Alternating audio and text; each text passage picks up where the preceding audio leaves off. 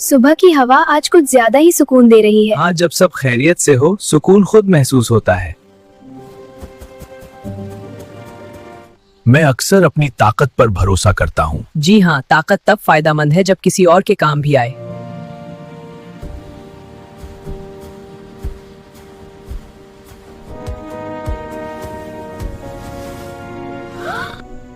मुझे बचाओ, मुझे बचाओ।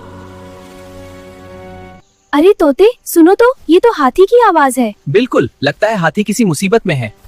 चलो चलकर देखते हैं।